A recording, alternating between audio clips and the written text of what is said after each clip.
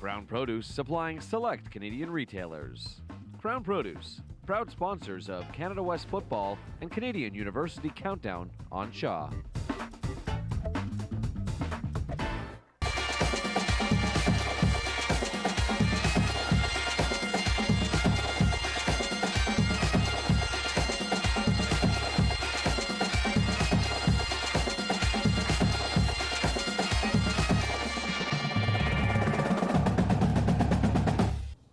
Hey, welcome back to Krown Canadian University Countdown. I'm Ryan Sullivan. Now, in your TV set, you're looking at a former BCIT product. Now, while we didn't have any sports teams, we did have a team name, the Cougars. Why? I have no idea.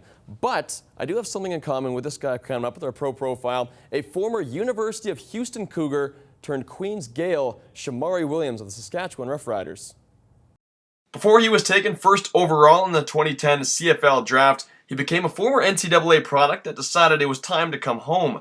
Originally from Toronto, Ontario, Shomari Williams made the tough decision that the CIS was the better route to go, though he says through both of his college adventures, he picked up quite a few life lessons.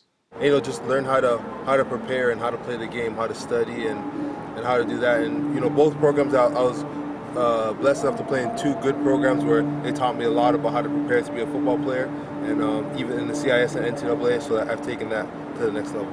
Now, while Houston to Queens may seem like a big transition, Houston to Queens to Saskatchewan, really not that different in terms of fan support. Oh man, it's the fans of Saskatchewan, they're awesome, and it's always good to have anybody come to your games and support you. But in Saskatchewan, it's something different. You can go any part of the province, and people are there to support you. All right, it's that time once again now to go inside the CIS. So we welcome back, of course, Mr. Jim Mullin. Jim, what are we talking this week? Well, we're talking about a big receiver out of the University of Calgary. If you were watching last week, you would have seen me talk about my pick for the Gorman Trophy coming out of the Canada West, and that is Brett Blasco. This kid, they got him out of Ontario, brought him out to the foothill city. He has been an absolute force, and as I said last week, he is Jason Claremont reincarnate. Our friends out at Shaw Calgary put this fantastic piece together on him. I was looking for change. Most guys from back home stay in Ontario, but I want to go out. I want to see something else, and Calgary was definitely a big, bright light for me. It's tough at times, just because once you finish school, you basically have an hour to get ready for football, and then you're in the film room. But after football, you got to do your schoolwork, right? And you're a student athlete first, so it's not too tough, but at times it can be a little stressful.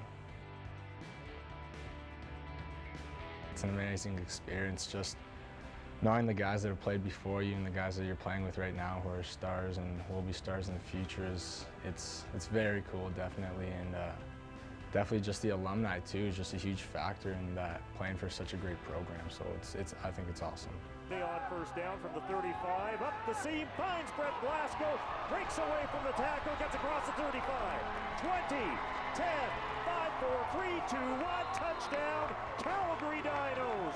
Early in training camp, I made my mark, and I've just been getting a lot of help from the older guys, and especially Eric Dulesky and Chris Dobko have helped me out a lot, so it's a credit to them, really. It's easy for me to run the routes. It's Eric's throws and all that has to go down first, so my job's fairly easy compared to what they have to do.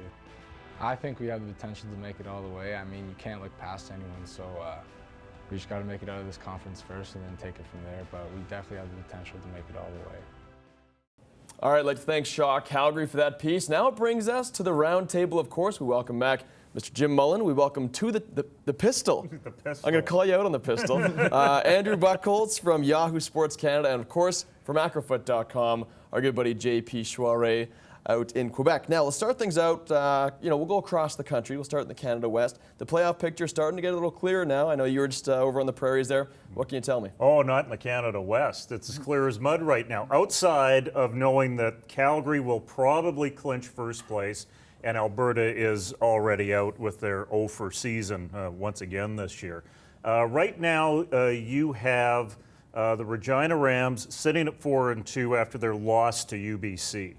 It wasn't really that much of a surprise loss to UBC because the Regina Rams are playing without Mark Mueller. You take Mueller out of the mix, it's a changed team.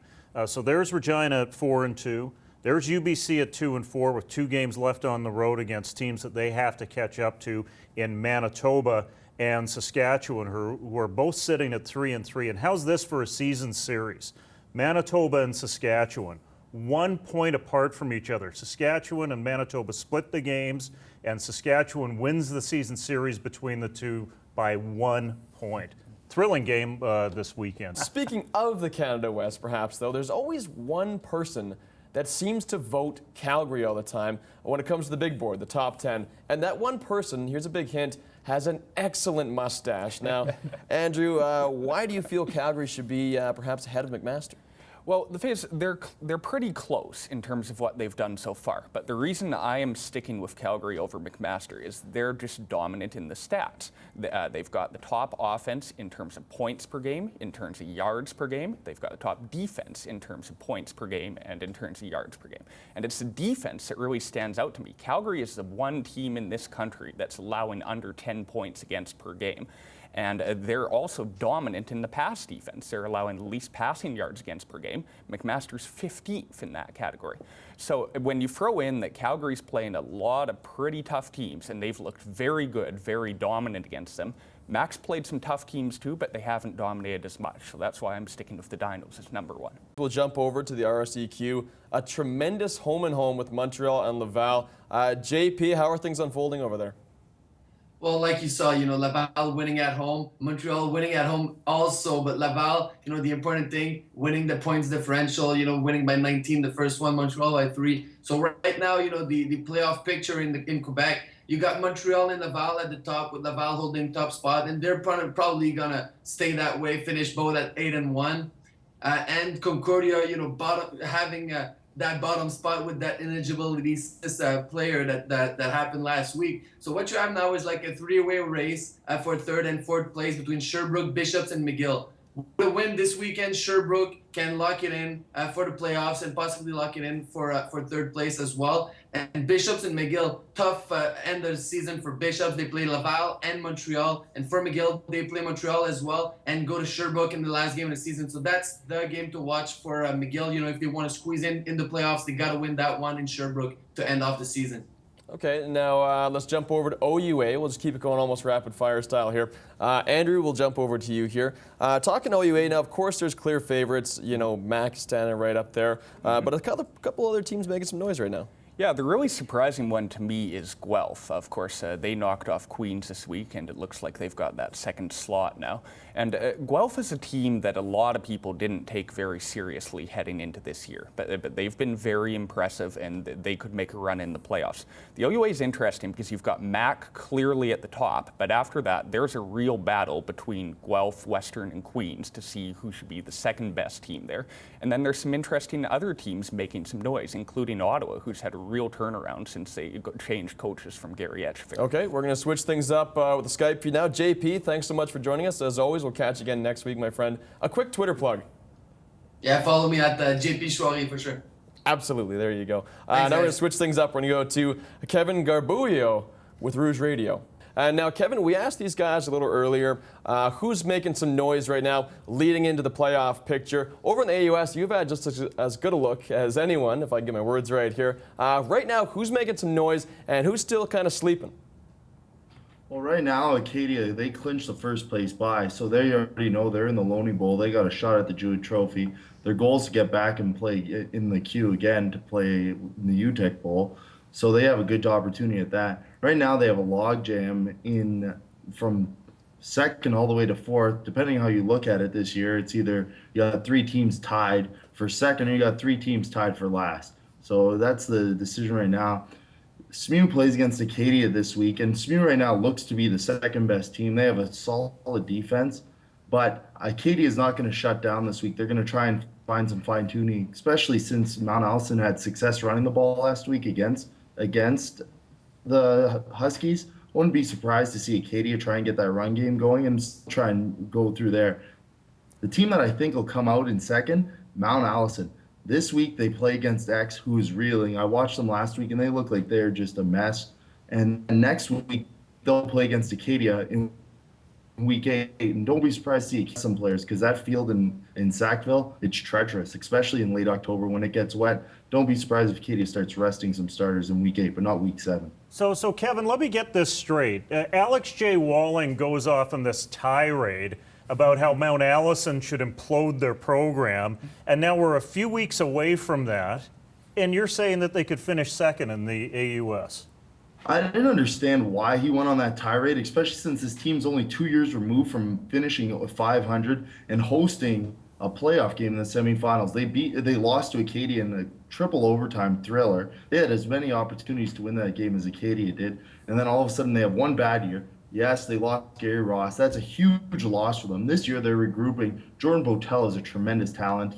If he wasn't from the CJFL, he'd have a great opportunity this year of winning Rookie of the Year in the AUS. I don't think he gets it this year now because of that. But he gets 40 carries in a game against St. Mary's, a top defense, and runs like he did. I really don't know where Alex Shea Walling was going from when you have the talent like Botel, you have talent like Jacob LeBlanc on the D-line. Brendan Lay has looked really good as well at the quarterback position and seems to be an upgrade, especially over Jake Hotchkiss, who left earlier in the season. All right, now unfortunately we're stuck for time, but Kevin, where can we find you on Twitter? Find me at Buio11, BUIO11, and just look at Rouge Radio or read some of my articles on CIS blog. All right, that will do it for the Roundtable segment. I'd like to thank in-house Mr. Jim Mullin, of course, Andrew Bucholtz from Yahoo Sports Canada, JP Shoiry from acrofoot.com, and Kevin Garbuio joining us from Rouge Radio, the national podcast. Thanks again, gentlemen. Now let's throw things over to the big board, see what's going on in the CIS after this week. Of course, McMaster, who'd have thought? Of course, sitting there at the top of the board, number 1, much to the chagrin of Andrew Bucholtz. Calgary sitting number 2. And that will do it for all of us here at Krown Canadian University Countdown. I'd like to thank all of our crew, of course, for helping us out. You guys do a great job as always. You can find us on Facebook at facebook.com/CIS on Shaw. On Twitter, you can find us at CIS Countdown. Now here's the upcoming games of the week.